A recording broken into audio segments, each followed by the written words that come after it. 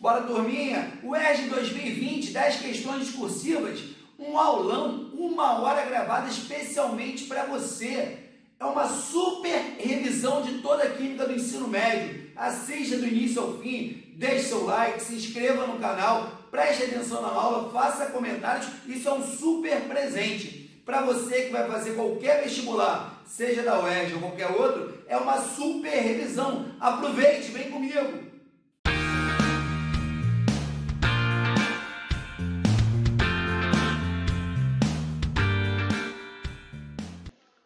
Bora aí, galera! Prova da UERJ ano 2020. Prova aconteceu no domingo, dia 1º de dezembro de 2019.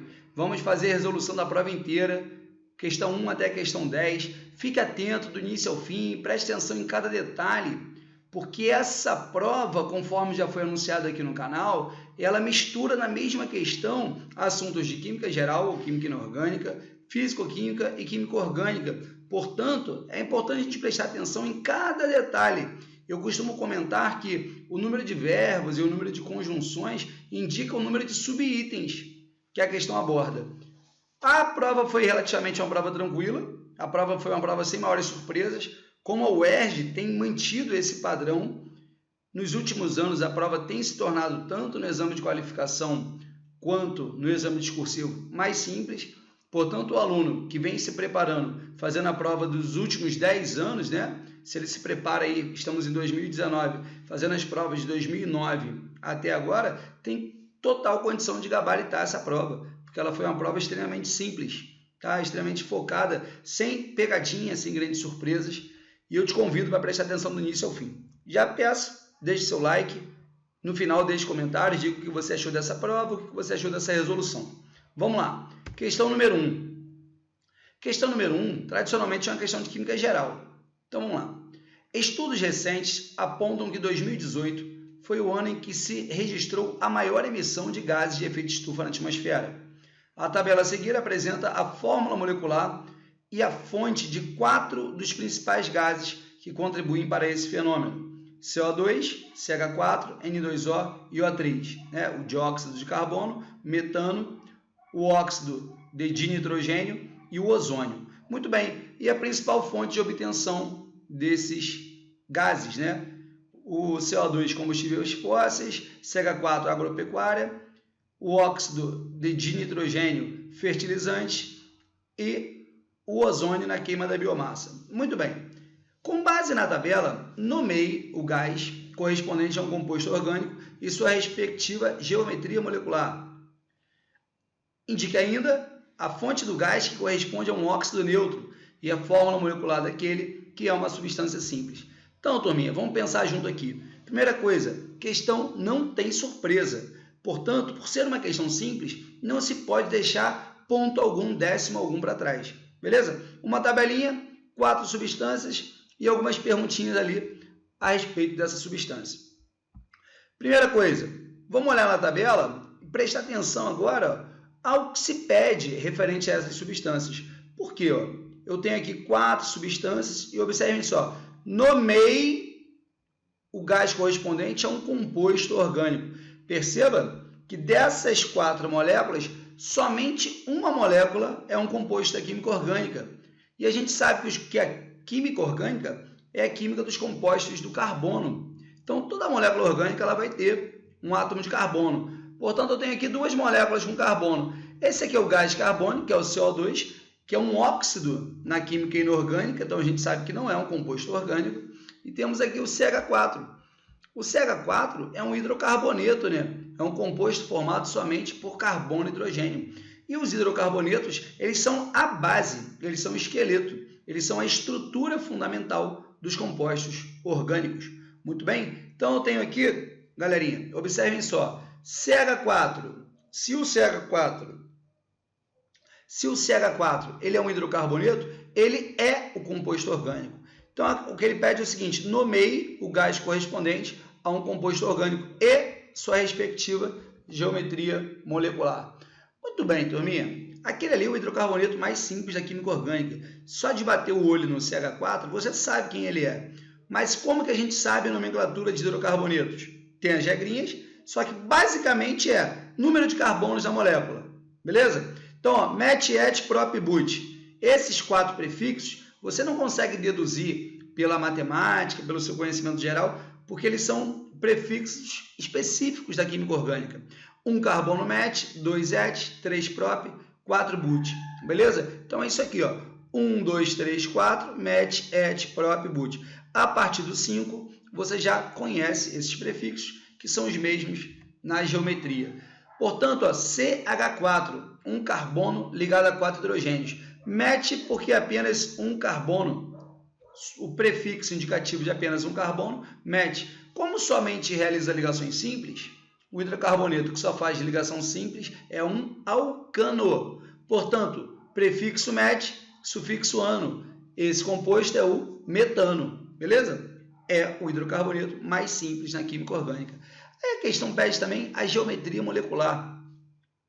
Percebam que o carbono está ligado a 4 ligantes idênticos. Como esse carbono está ligado a 4 ligantes idênticos e não sobra par de elétrons livres no átomo central, se estiver ligado a 4 ligantes e não sobra par de elétrons livres no átomo central, essa é a famosa geometria tetraédrica. A geometria tetraédrica corresponde ao afastamento máximo entre os ligantes, enquanto na forma planar os ângulos de afastamento seriam de 90 graus, quando a gente transcende o plano e pensa em 3 dimensões, na forma tridimensional, o ângulo máximo de afastamento é em torno de 109 graus, beleza? Portanto, 4 ligantes sem par de elétrons no átomo central, geometria tetraédrica, 4 ligantes idênticos, tá bom? 4 ligantes idênticos. Muito bem. Além disso, a questão pede: indique ainda a fonte do gás que corresponde a um óxido neutro. Preste atenção, galerinha, porque aí eu tenho 2 detalhes importantes. Primeiro é saber quais são os óxidos neutros, beleza? Primeiro é esse. Então, os óxidos são compostos formados por 2 elementos.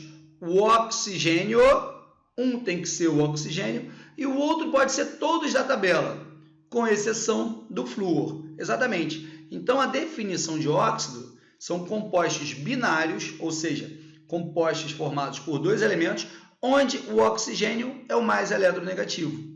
Pois é, como o oxigênio ele é mais eletronegativo que todos da tabela, exceto o flúor, eu posso falar de modo simplificado que são óxidos compostos formados por 2 elementos, onde um é o oxigênio e o outro não é o flúor. Beleza?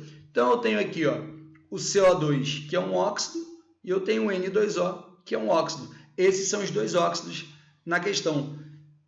Aí a questão é saber agora qual desses óxidos aí é um óxido neutro. Os óxidos eles têm 7 classificações, nós não vamos falar todos agora, mas os óxidos neutros é decoreba, galera. Existem 3 óxidos considerados óxidos neutros. E os óxidos neutros são esses aqui, ó, CO, NO e N2O. Só que o outro detalhe, que com certeza pegou bastante gente, é o seguinte: não pergunta qual é a fórmula molecular do óxido neutro. Pois é, o que pergunta é qual é a fonte de obtenção, a fonte de geração desse óxido neutro. E essa fonte é essa aqui, ó, são os fertilizantes. Beleza? Então, atenção aos detalhes. A questão não te perguntou qual era o óxido neutro, e sim qual era a fonte de obtenção desse óxido neutro.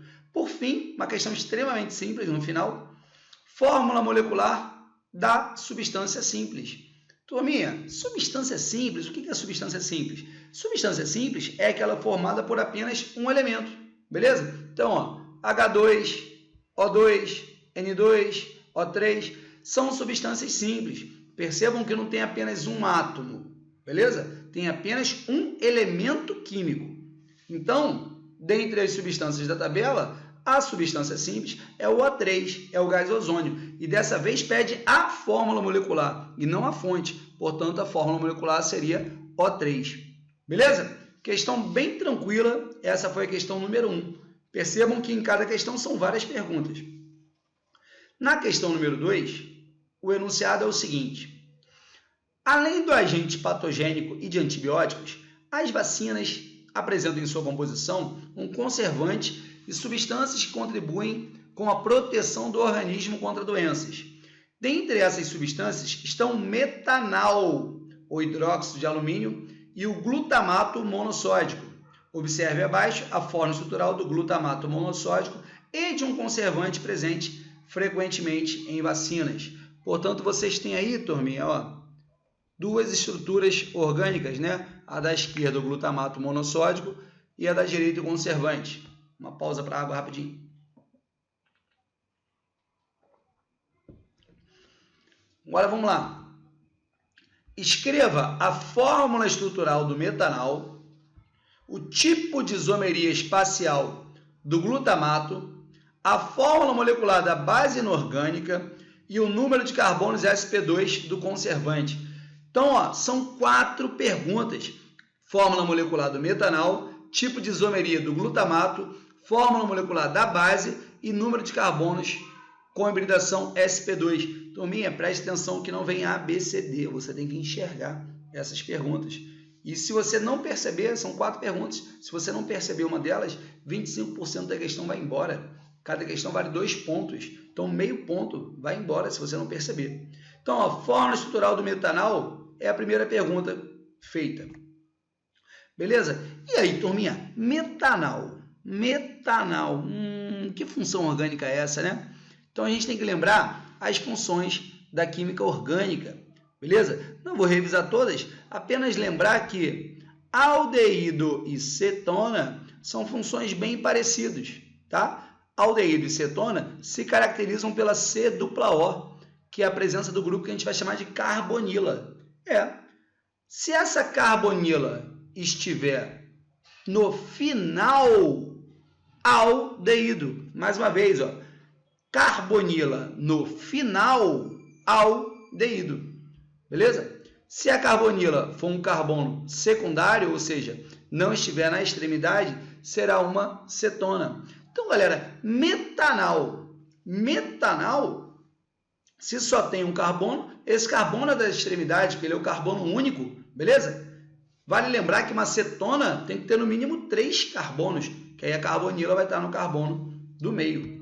Portanto, essa molécula, que é o metanal, foi construído o nome da seguinte maneira. Prefixo indicativo do número de carbonos na cadeia principal, met, só tem um carbono, met, et, prop, but, met, só tem um carbono, metanal, só faz ligação simples, e tem a terminação al, o sufixo al. Então, a molécula é essa aqui, ó, C-dupla-O na extremidade. Perceberam que o hidrocarboneto mais simples que existe, que apareceu na primeira questão, é o metano. E o aldeído mais simples que existe, que apareceu na segunda questão, é o metanal. Portanto, não tem nada tentando complicar a sua vida. Pelo contrário, as questões estão bem simples. A segunda pergunta é o seguinte: qual é o tipo de isomeria existente nessa molécula aí, ó? Glutamato monossódico. E aí, que tipo de isomeria espacial? Quando ele fala em isomeria espacial, já deixa uma pista. Por quê? Isômeros são os compostos orgânicos, beleza? Formados pela mesma fórmula molecular, porém que apresentam estruturas químicas diferentes. E os isômeros, eles são divididos em 2 grupos, isômeros planos e isômeros espaciais. A questão pergunta que tipo de isomeria espacial? A isomeria espacial é a estereoisomeria. Portanto, essa parte aqui de cima está fora dessa questão. Ele está de olho na parte de baixo, que é a isomeria espacial. É a isomeria tridimensional, aquela que transcende o plano. Tudo bem?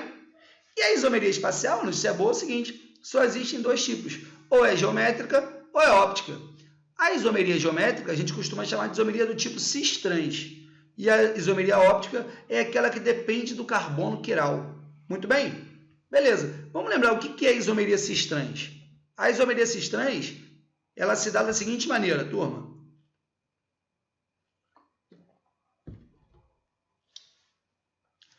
Eu vou encontrar uma ligação dupla, posso ter moléculas fechadas também, mas geralmente, mais de 90% dos casos, é isso aqui. A gente vai encontrar uma ligação dupla, e na ligação dupla a gente traça um plano. Na ligação dupla a gente traça um plano. Esse ligante tem que ser diferente desse, esse tem que ser diferente desse. É o que está acontecendo nesse caso. ligado a cada carbono, eu preciso ter ligantes diferentes. Se eu traçar um plano aqui, eu vou perceber que os grupos mais leves, que eu vou chamar de menor prioridade, estão para cima e os mais pesados, os de maior prioridade, estão para baixo. Portanto, eles aqui estão no mesmo plano, esses estão no mesmo plano. Quando está no mesmo plano, isomeria do tipo cis. Quando eles estão em condições opostas a um plano aqui imaginário, está na condição trans. Percebam que aquela molécula lá, ó, ela não tem nada a ver com esse tipo de isomeria. Por que que não tem? Porque não tem ligação dupla entre carbono e carbono. A dupla entre carbono e oxigênio. Ó. Então, isomeria cis-trans não tem nada a ver com essa estrutura. Então, a resposta por eliminação já seria isomeria espacial. Já seria isomeria espacial do tipo óptica. Sendo que, o que é, galera, a isomeria óptica? A isomeria óptica é essa aqui, ó. Eu tenho um carbono que eu vou chamar de carbono assimétrico. Carbono assimétrico é aquele que está ligado a 4 grupos diferentes. Se ele está ligado a 4 grupos diferentes, eu digo que não existe um plano de simetria. E o nome quiral deriva da palavra mão, porque a mão é um exemplo pleno de moléculas que apresentam imagem especular não sobreponível, não superponível. Ou seja, a imagem da mão direita é igual, reflete a imagem da mão esquerda, só que a mão direita é diferente da mão esquerda. Beleza? Isso é a quiralidade. E qual é a característica que uma molécula precisa para ter quiralidade? Ela tem que ter o carbono assimétrico, que é o carbono quiral. Então, vocês vão perceber esse carboninho aqui, ó, essezinho da bolinha amarela, ó, ele está ligado a esse grupo, que é diferente desse, que é diferente desse, e está ligado a um quarto, né? Qual é o quarto grupo que está escondido na molécula? O quarto grupo é o hidrogênio. Porque na fórmula bastão, o hidrogênio não precisa ficar explícito. Então, se ele só está realizando 3 ligações aqui, ó, 1, 2, 3, a quarta ligação é com o hidrogênio. Portanto, este carboninho aqui, ele é um carbono quiral e essa molécula, por isso, apresenta isomeria óptica. Beleza? Então, tipo de isomeria do glutamato, isomeria óptica. Ainda, qual a fórmula molecular da base inorgânica? Extremamente simples, porque nomenclatura de base inorgânica vai ser hidróxido de. Hidróxido de. De quem? Do metal que estiver ligado, do cátion que estiver ligado, né? Então, ó, qual é a fórmula molecular do hidróxido de alumínio? O alumínio, ele apresenta número de oxidação fixo. O alumínio, quando ele não está no seu estado neutro, que é o estado elementar, no estado metálico, ele só fica no estado mais 3, beleza? O alumínio tem NOx fixo. Toda vez que ele está combinado com NOx mais 3. Tudo bem? Se isso é verdade, o alumínio com NOx mais 3 ligado à hidroxila, que tem carga menos 1, fazendo o balanço de cargas, o mais 3, ó, o 3 vem para cá, passa a ser o número de hidroxilas, o menos 1, o 1 vem para cá, não precisa aparecer, fica subentendido. Portanto, para cancelar o mais 3 do alumínio, eu preciso de 3 hidroxilas, mais 3, menos 3. A fórmula molecular do hidróxido de alumínio será, portanto, AlOH3, tendo em vista que o alumínio é um cátion trivalente com NOx fixo. E ainda, galera, por fim, na questão número 2, o que a gente tem? Número de carbonos com hibridação sp2. Turminha, carbono sp2 é aquele que faz uma dupla e 2 simples. Esse é o carbono sp2. Ele tem 3 nuvens eletrônicas, uma ligação dupla e 2 ligações simples. Então, quantos carbonos nessa estrutura realizam apenas uma ligação dupla? Vamos conferir, ó. Com exceção desses 2 carbonos aqui, ó, que são carbonos saturados, que só estão fazendo uma ligação, todos os do anel, mais esse carboninho aqui, realizam apenas uma ligação dupla. Repetindo, todos os carbonos do anel aromático realizam uma ligação dupla, os 6, mais esse carbono que faz uma dupla com o oxigênio. Portanto, todos esses 7 aqui são carbonos sp2. E o que ele pergunta é, qual é o número de carbonos sp2? Portanto, são 7. Os 6 do anel, mais esse carboninho que está ligado à dupla, fazendo dupla com o oxigênio. Beleza, galera? Percebam que a prova está fácil, a prova está simples. Mais uma aguinha. E a gente vai na questão 3, que foi uma questão também bem tranquila. Questão 3. Menino de 12 anos constrói reator de fusão nuclear no próprio quarto. Esse norte-americano é a pessoa mais jovem do planeta a ter montado tal equipamento de forma caseira. Adaptado à revista Galileu, 25 de fevereiro deste ano, de 2019. O reator mencionado na reportagem se baseia na seguinte reação nuclear. Observe só, galera. O que eu tenho aqui é o seguinte. Hidrogênio ligado a hidrogênio, produzindo um outro elemento que é o elemento X, e liberando um nêutron. Sabe que os isótopos do hidrogênio utilizados nessa reação foram obtidos a partir da eletrólise das moléculas de água. Nomeie o elemento químico representado por X. Então a primeira pergunta é essa. Quem é X? Segundo, indique o seu número de nêutrons. Então a primeira pergunta, quem é X? Segunda, quantos nêutrons tem X? E terceira pergunta, qual é a semi-reação catódica da eletrólise realizada? Que eletrólise é essa? A eletrólise da água, que foi mencionada aqui. Beleza? Então, 3 perguntinhas. Quem é X? Quantos nêutrons tem X? E qual a reação catódica? Qual a reação que vai acontecer no cátodo na eletrólise da água? Vamos por partes. Turminha, preste atenção na simplicidade da coisa. A gente entende, pós-revolução científica, que o Sol está no centro do universo, que os planetas giram em torno do Sol, e que a esse sistema de entendimento do mundo a gente chama de heliocentrismo, justamente por isso, né? Porque a fusão de átomos de hidrogênio no Sol produzem o gás hélio, muito bem? Então eu tenho aqui, 2 átomos de hidrogênio se combinando, hidrogênio mais hidrogênio. Se cada hidrogênio tem um próton, a junção, a fusão desses átomos de hidrogênio vai gerar um elemento com 2 prótons. E como o próton é a identidade do elemento químico, o único elemento químico com 2 prótons é o hélio. Simples assim. Então, quem é X? X é o hélio. Essa é a primeira pergunta. Segunda pergunta, quantos nêutrons possui X? Aí eu vou observar, basta eu ir na tabela periódica e consultar? Não, tem que olhar para essa reação que a questão menciona aqui. Então, a questão menciona o seguinte. Eu tinha hidrogênio de massa 2 se ligando a hidrogênio de massa 2. Como a gente sabe que massa é número atômico mais nêutron, esse hidrogênio tem massa 2, portanto, ele tem um nêutron. Essezinho, idêntico, né? Tem massa 2, portanto, tem um nêutron. Se eu tinha 2 nêutrons nesses átomos de hidrogênio, né, combinados, e um deles foi perdido, sobrou apenas um. Então, eu tenho aqui um átomo de hélio com 2 prótons, né, que é o número atômico do hélio, e com apenas um nêutron. Por quê? Porque apenas um nêutron, porque eu tinha um nêutron aqui, mais um nêutron aqui. Como um nêutron está sendo perdido, um nêutron sobra no elemento que está sendo produzido. E, por fim, o que é eletrólise?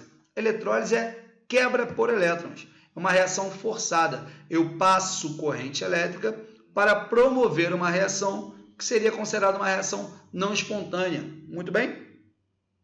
Na eletrólise da água, o que eu vou fazer? Eu vou considerar a ionização da água. Beleza? A água se separando em H+, e hidroxila. Nessa ionização da água, no cátodo ocorre redução. Beleza? Vogal, vogal, consoante, consoante. Então, cátodo ocorre redução. Então, o cátion, H+, vai ser reduzido a gás hidrogênio. A reação catódica é essa. É a reação de redução, onde o cátion, H+, ganha elétron, sendo reduzido a gás hidrogênio.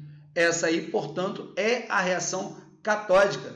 Se pedisse a reação de oxidação ou a reação anódica, seria a hidroxila liberando elétron, produzindo água e gás oxigênio.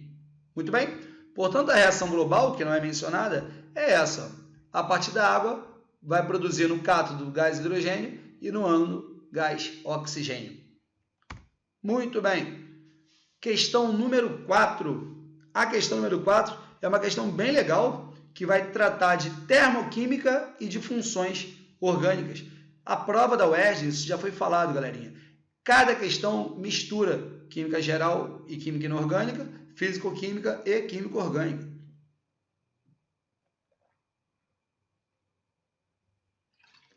Muito bem, vamos lá. Observe a fórmula estrutural plana da frutose, um dos principais açúcares presentes nas frutas. Então, a frutose está aí. Ao ser ingerido esse açúcar, é metabolizado de acordo com a equação química abaixo. Então, a equação química é essa. Ó. Frutose oxidando, liberando CO2 e água. Reação extremamente famosa, né? Essa reação aparece em quase todos os vestibulares. As substâncias envolvidas nessa equação apresentam as seguintes entalpias de formação. Turminha, qual é a questão aqui? Nomeie as funções orgânicas presentes na molécula da frutose. Em seguida, calcule a variação de entalpia da reação. Beleza? Então vamos por parte. Funções orgânicas presentes nessa molécula.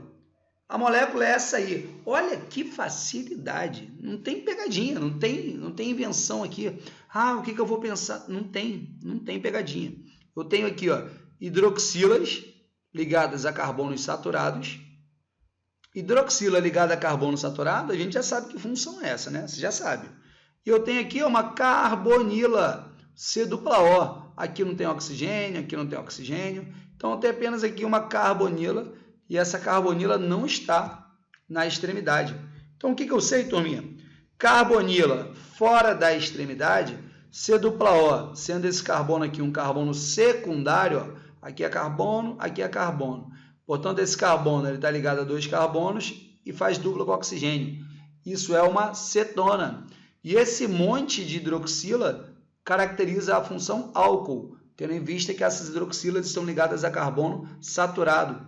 Molezinha, molezinha. Então, essa foi a primeira pergunta. Quais as funções orgânicas? Álcool e cetona.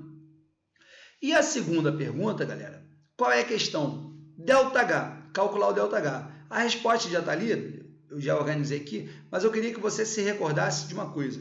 O ΔH ele pode ser cobrado de 4 maneiras. De 4 maneiras básicas, tá? Primeira, através de um gráfico. Se a questão te der um gráfico mostrando entalpia do reagente e entalpia do produto, você sabe o ΔH. Vai ser entalpia final menos entalpia inicial. Segunda maneira, que pode ser cobrado, a partir das energias de ligação. Te dá uma tabelinha com energias de ligação, você analisa o número de ligações quebradas, o número de ligações formadas e qual é o valor de cada ligação. Faz-se um balanço energético e tem-se o ΔH. Terceira maneira que o ΔH pode ser cobrado é pela lei de Hess. Porque eu posso manipular as equações de modo a gerar uma equação nova e a lei de Hess me permite inverter, somar, multiplicar por uma constante. E a quarta forma, esse 1, 2, 3, 4 não existe uma hierarquia, apenas eu estou mencionando que são 4 maneiras, é através né, da entalpia padrão de formação. A entalpia padrão de formação lembra um pouco as energias de ligação, beleza? Que é o seguinte, eu calculo a entalpia de formação de produtos, de reagente, e vou fazer o ΔH, entalpia do produto menos entalpia do reagente. Sendo que eu tenho que ter muito cuidado, que na entalpia de formação, o valor da entalpia de formação vai estar sempre negativo. Ó. E como ele vai estar sempre negativo, eu preciso ter um cuidado imenso com a questão dos sinais. Vale uma ressalva que você já sabe, que as substâncias simples, a entalpia de formação delas é 0. Beleza? Substâncias simples, ó, o O2. Perceba que o O2 não está na tabela, porque a entalpia de formação dele é 0. Portanto, vai ser produtos menos reagentes. Quem são os produtos? CO2 e água. Como eu tenho 6 de cada um, vai ser 6 vezes esse valor, mais 6 vezes esse valor. Muito bem. E na menos reagente. Reagente eu só tenho a frutose, cuja entalpia de formação é menos 1265. Então, produtos, botei um colchete aqui para organizar, menos reagente. Aí sempre rola esse menos com menos, ó, menos com menos. Menos com menos dá mais. Então, essa reação ela tem um ΔH de menos 2.815 kJ. Basta fazer HP menos HR, tendo atenção aos sinais. Questão número 5, questãozinha sobre a tabela periódica. Tabela periódica caiu no primeiro exame de qualificação. Essa questão sobre o Mendeleev, tendo em vista que a gente está comemorando em 2019 150 anos da tabela periódica do russo Mendeleev, e também agora retoma o mesmo assunto na prova discursiva. A tabela periódica é um assunto recorrente. E o que é interessante a gente saber? A tabela de Mendeleev organizava os elementos por massa. Hoje a nossa tabela não tem a massa como parâmetro de organização, mas tem o número atômico, né? A gente organiza em ordem crescente de número atômico. Muito bem. Naturalmente, as massas acabam também seguindo a mesma tendência. Tá? Tem algumas inversões, mas seguem a mesma tendência. Mas a nossa organização da tabela moderna, ela se deu por números atômicos. Muito bem. Então, eu tenho aqui, por exemplo, algo também que é extraordinário nessa tabela, que são essas interrogações. São elementos que ainda não eram conhecidos, mas que, devido às propriedades e à regularidade da tabela, Mendeleev já previa que seriam descobertos elementos que se encaixariam perfeitamente nesses espaços. Muito bem, o que essa questão menciona? Qual é o número de camadas do elemento de maior massa? Qual é a fórmula química da substância formada pelo metal alcalino terroso e pelo halogênio? Qual é a massa atômica do telúrio? Não, perdão, a massa atômica do telúrio é maior do que a do iodo. Explique por que esses dois elementos mantêm na classificação periódica atual a mesma posição. Ou seja, na tabela de Mendeleev, eles estavam nessa ordem por conta das massas. Mas na tabela periódica atual, eles também estão nessa ordem. Por quê? Então vamos por parte. Primeira pergunta. Como que eu vou saber isso aí, Filipão? Você vai saber isso consultando a tabela periódica que a UERJ fornece, que é exatamente essa tabela aí. Beleza? Fui lá no final da questão e coloquei a tabela que a UERJ disponibiliza para você. Essa é a tabela que você poderia consultar durante a sua prova. O que ele perguntou aqui foi o seguinte: quantas camadas eletrônicas tem um elemento com maior massa? O elemento com maior massa é o iodo. E eu venho aqui e percebo, o iodo está na primeiro, segundo, terceiro, quarto, quinto período, quinta linha horizontal. Os períodos, ou seja, as linhas horizontais, indicam o número de camadas eletrônicas. Então, elementos do quinto período possuem 5 camadas eletrônicas. Fácil, fácil. Segunda pergunta que ele fez.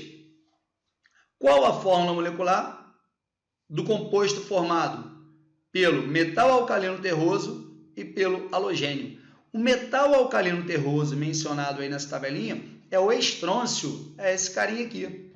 E o único halogênio é o iodo. Filipão, mas como é que eu vou saber? Eu não tenho a tabela decorada. Você vai saber consultando a tabela. A tabela está fornecida.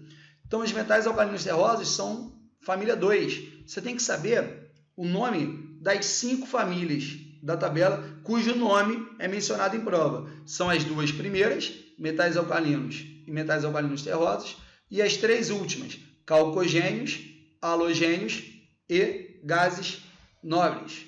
Beleza? Então, ó, metais alcalinos terrosos, família 2, halogênios, família 17. Os elementos da família 2 se estabilizam perdendo 2 elétrons. São metais bivalentes ou divalentes. E os halogênios se estabilizam ganhando um elétron. Portanto, eles tendem a formar ânions monovalentes.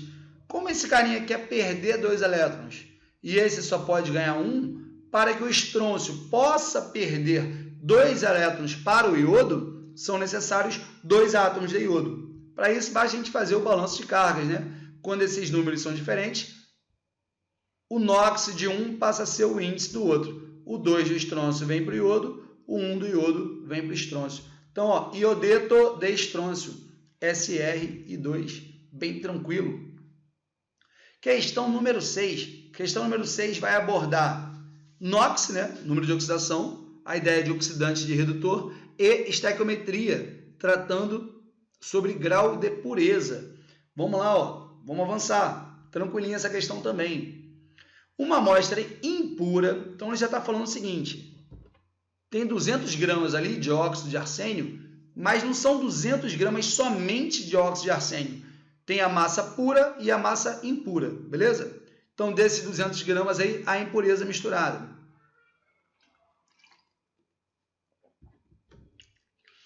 Foi submetido a determinado processo que envolve a seguinte sequência de reações.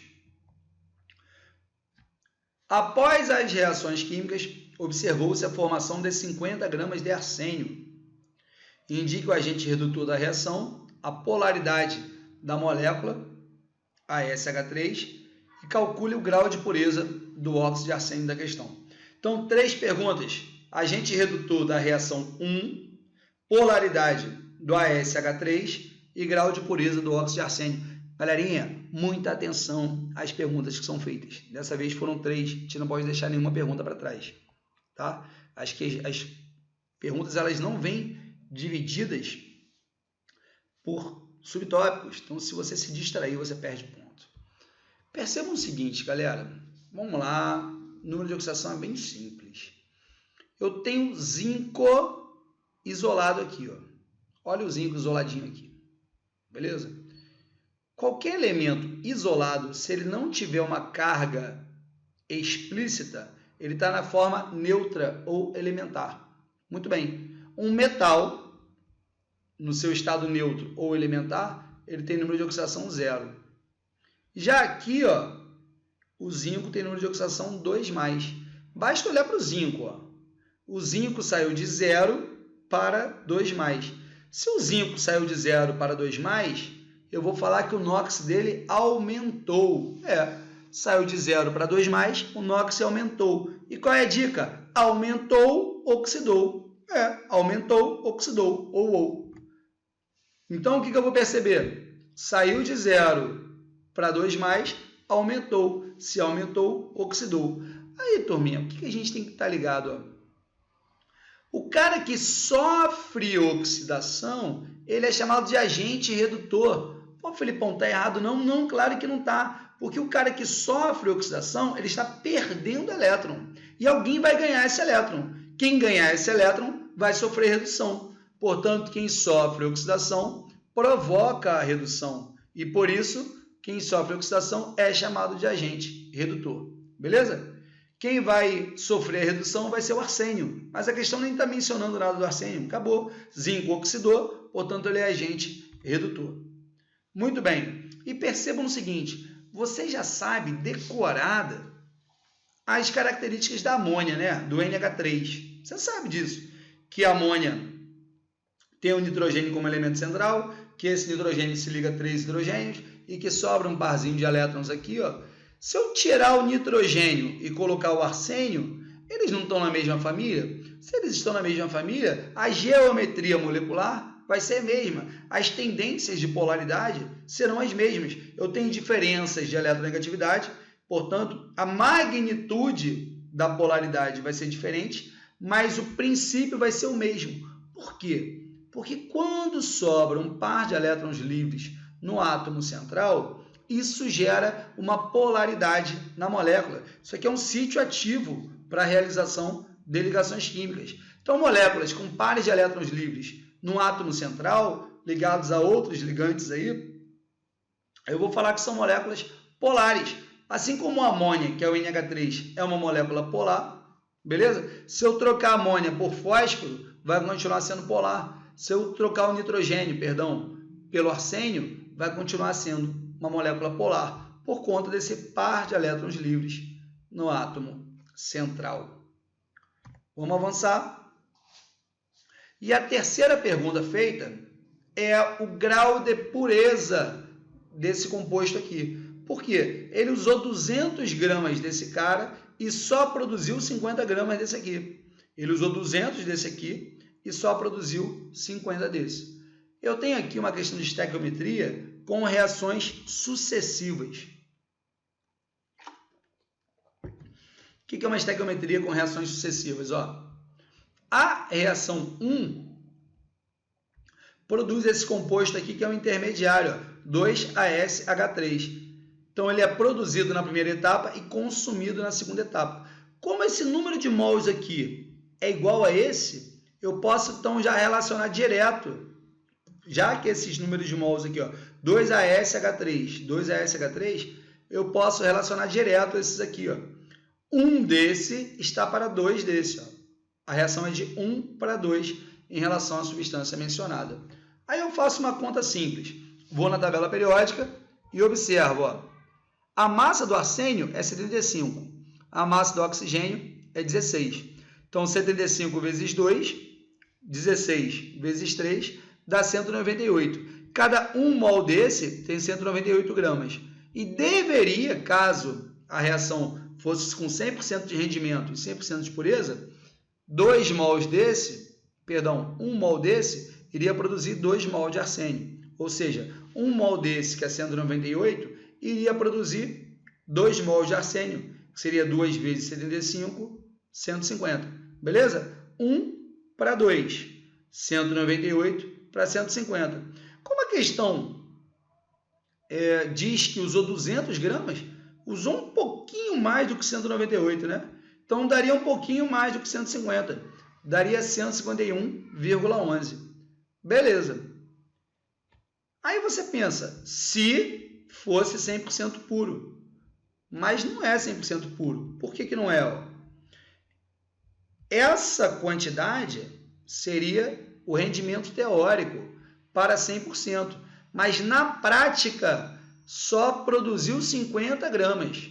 Então, qual é o grau de pureza? Vocês vão perceber que produziu 1/3, né? Aproximadamente, só produziu 1/3. E 1/3 é 33%.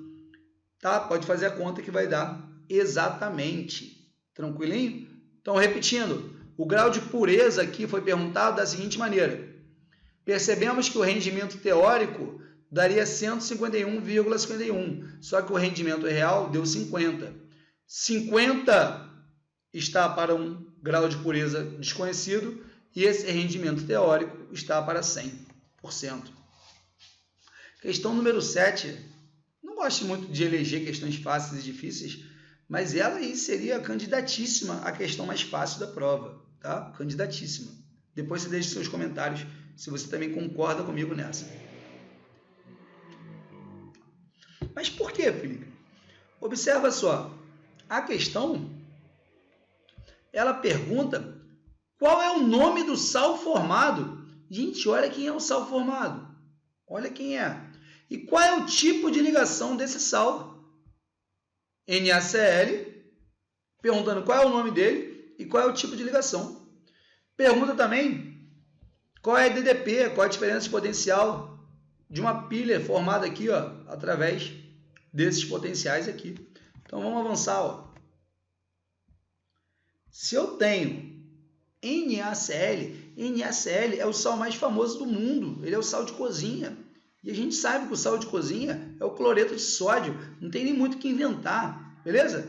Lembrando que nomenclatura dos sais, primeiro eu falo o nome do ânion, depois o nome do cátion. Então, é o cloreto de sódio. E o cloreto de sódio, ele é formado assim, O sódio transfere um elétron para o cloro. Sódio é metal, metal perde elétron. O cloro é ametal, o ametal recebe. Então, o sódio transfere um elétron para o cloro. Quem perde elétron se torna um íon positivo, que a gente chama de cátion. Quem ganha elétron se transforma em um íon negativo, que a gente chama de ânion. Como eu formo íons, a ligação que produz íons, qual é, galera? É a ligação iônica, beleza? Então, o cloreto de sódio ele tem elevado ponto de fusão, porque ele é um composto iônico, e a ligação iônica é uma ligação forte. NaCl, cloreto de sódio. Aí a questão pergunta, qual é a diferença de potenciais? Perceba que você tem aqui, uma reação que o elétron está antes da seta e uma reação que o elétron está depois da seta. Elétron antes da seta é elétron recebido. Ganho de elétrons é redução. Elétrons depois da seta é elétron perdido.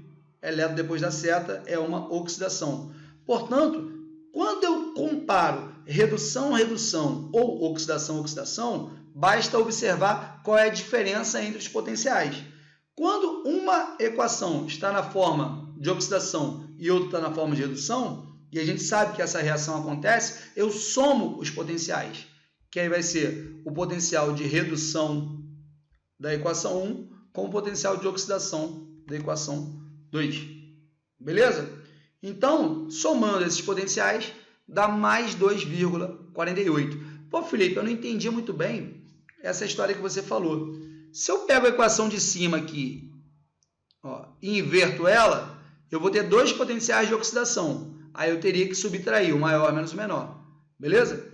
Mas como uma é oxidação, outra é redução, eu somo os potenciais. E a soma dos potenciais dá 2,48. Questão bem tranquila.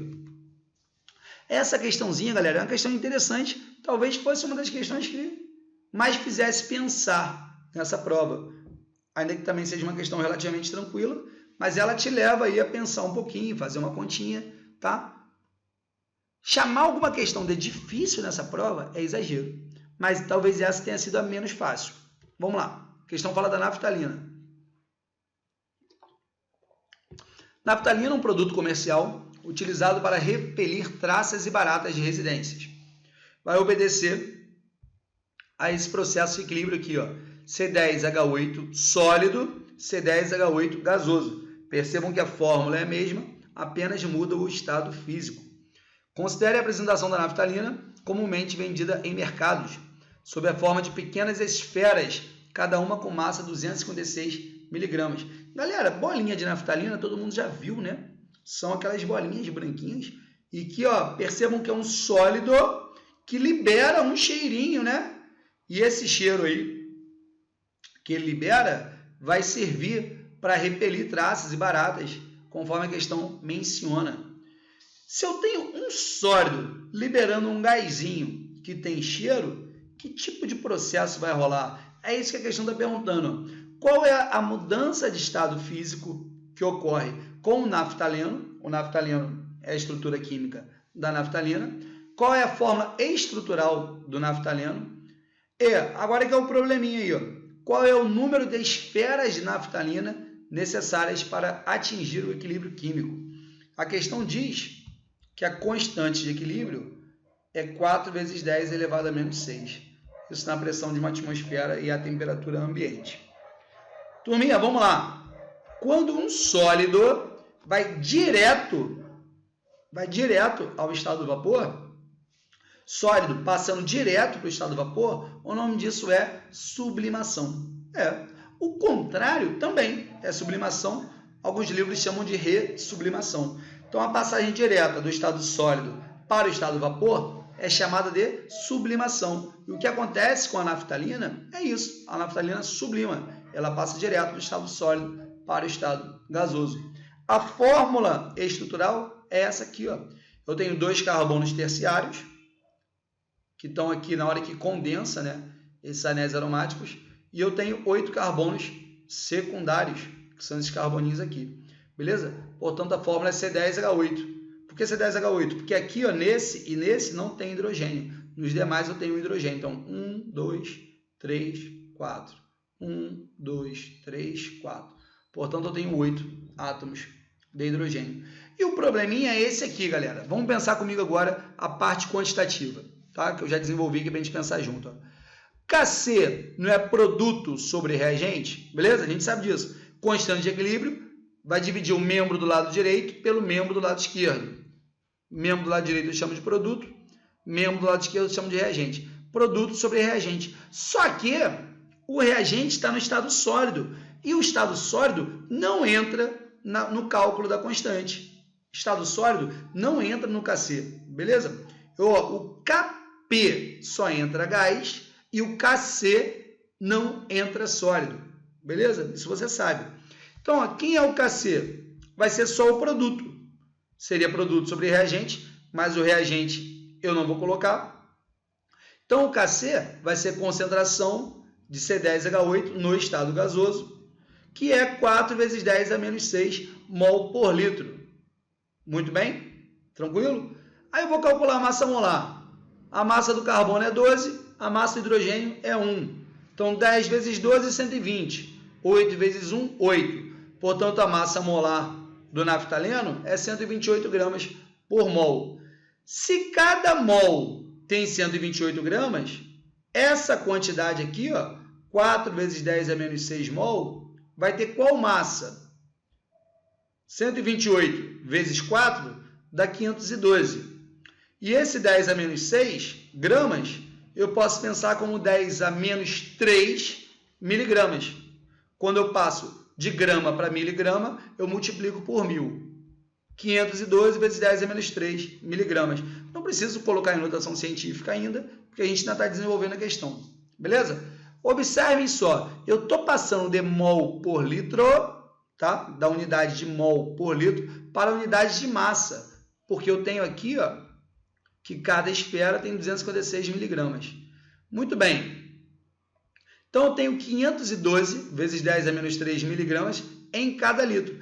Aí que vem a questão.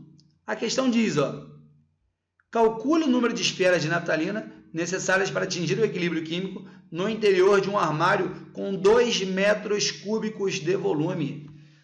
1 metro cúbico são 1000 litros. 2 metros cúbicos são 2000 litros. 2000 são 2 vezes 10 elevado a 3. 2000, 2 vezes 10 a 3.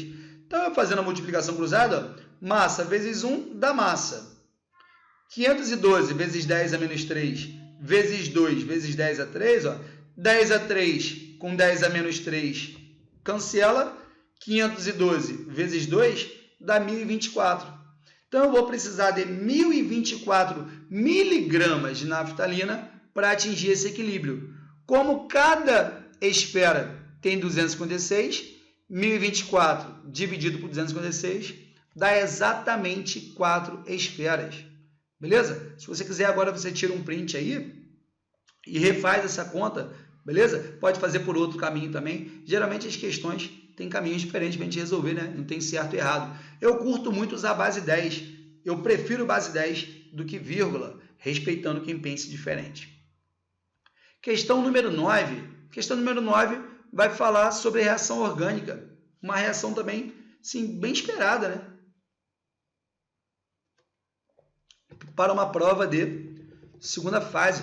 Tradicionalmente, assim, o terror da segunda fase da UERJ eram as reações orgânicas. Deixou de ser. Durante muito tempo, assim, esse era o maior desafio para vocês. Mas vocês vão perceber que não. Ó. Vamos dar uma analisadinha aqui. Vocês têm um hidroxibenzeno, que é o fenol, reagindo com ácido nítrico e eu tenho 3 mols, né, do ácido nítrico e ficam 3 grupos NO2, ou seja, 3 grupos nitro pendurados aqui. Já vou me antecipar, isso aqui é uma reação de nitração, você conhece essa reação, isso é uma reação de nitração. E a nitração é uma substituição eletrofílica, aromática, né? Porque eu estou falando do benzeno. Então, quando eu vou nitrar, quer dizer que esse HNO3 ele vai ser entendido como sendo o OH ligado a um grupo NO2. E esse grupo NO2 é o grupo nitro que vai entrar no anel aromático. Mas vamos lá, o que a questão pede? Pede para comparar. Primeira coisa, quando eu comparo fenol com ácido pícrico, beleza? Que seria o trinitrofenol. Qual é mais ácido? Justificando sua resposta. Olha que legal. Primeira questão que pede para explicar por quê. Então, você não pode responder e não justificar, beleza? Justificando sua resposta. Depois, qual é o nome do reagente inorgânico?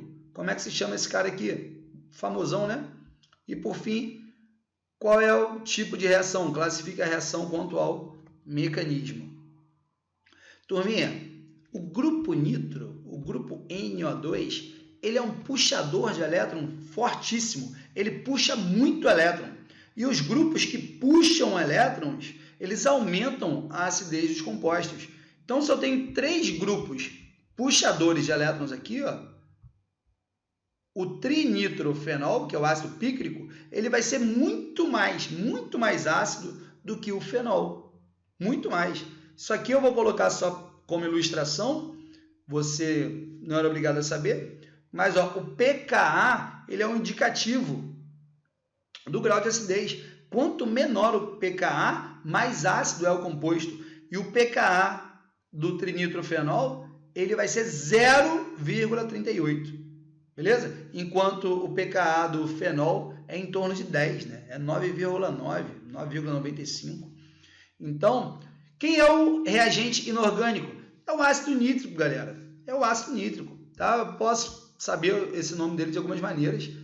Basicamente, quem estuda química inorgânica já olha para HNO3 e já nem pensa por que é o ácido nítrico, já o reconhece como ácido nítrico. Posso falar que o NOx do elemento central aqui é mais 5, e mais 5 geralmente também tem sufixo ico, beleza? É o ácido nítrico. E por fim, essa entrada do grupo NO2 substituindo o hidrogênio, ó, o hidrogênio sai do anel, e esse hidrogênio, quando sai do anel, entra o grupo NO2. Então, se sai o hidrogênio e entra o nitro, é uma substituição. E eletrofílica, porque filia afinidade por elétrons. Busca de um sítio ativo que seja um sítio negativo. Beleza? E finalmente a 10ª questão, galera. Se você chegou até agora, eu espero que você esteja gostando. Essa vai ser a última questão que nós vamos resolver. Se por acaso você ainda não deixou seu like, eu acho que esse é o momento. Deixe seu like aí, prestigie o trabalho, para que essa resolução alcance o maior número de pessoas possível, beleza? É com muito carinho que eu preparei, que eu organizei essa explicação aqui para vocês, para que vocês possam né, se capacitar cada vez mais, não somente para a prova da UERJ, mas para os desafios da vida aí, no que depender da química. Isso aqui é um super resumo da química do ensino médio. Vamos lá. A questão traz um gráfico, tenho 2 equilíbrios químicos, e o gráfico, ó, vai oscilando de acordo com o pH. Então, vamos lá. O que essa questão vai abordar? Observem só. Eu tenho esse gráfico aqui e vamos direto aqui analisar o gráfico. Eu tenho uma fração em mol, ou seja, uma fração molar desses componentes. Tá? Vamos olhar para a legenda. O rosa contínuo é o HCO3-, que é o bicarbonato, e o pontilhado é o carbonato. Até aqui, ó, o pontilhado azulzinho é o ácido carbônico, é o H2CO3. Vamos aos dados. A análise de uma amostra de 100 ml de água indicou a presença de 0,04 mol de CO3 2-, né, do carbonato, no pH igual a 10. Determine a concentração em mol por litro de íons de bicarbonato nessa amostra. Então, turminha, observem só. Um pouquinho de boa vontade aí, concentração. Eu tenho aqui uma fração molar. A fração molar traz uma ideia de proporcionalidade. Como esse tracejado é o carbonato, eu tenho do carbonato 0,8. Do carbonato eu tenho 0,8 no pH 10.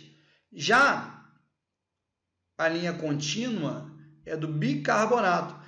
E do bicarbonato, eu tenho no pH 10, 0,2. Portanto, esse é 0,8, esse é 0,2. Esse cara aqui eu tenho 4 vezes menos.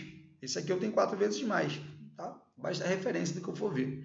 Então, a questão é, se eu sei que o carbonato no pH 10 tem 4 vezes mais, 0,04 mol de carbonato vai gerar 0,01 mol de bicarbonato, que a proporção é de 1 para 4. Aqui é de 0,2 para 0,8. Se esse aqui está 0,4, eu vou dividir por 4, né? Vai ser 0,01. Só seguir a proporção. Muito bem, bem tranquila, né? Não tem nem muito o que inventar. A segunda questão que se pede é: nomeie as espécies químicas H2CO3 e HCO3-. Turminha, HCO3-, ele é a base conjugada quando o ácido carbônico, que é o H2CO3, sofre ionização. Então, esse cara aqui é o ácido carbônico, H2CO3. E HCO3- é o bicarbonato, também chamado de hidrogênio carbonato, né? Mas na prática a gente chama ele muito de bicarbonato. Beleza? Então, turminha, essa foi a resolução completa da prova da UERJ. Sem mais delongas, fiz uma resolução detalhada, mostrei os detalhes para vocês.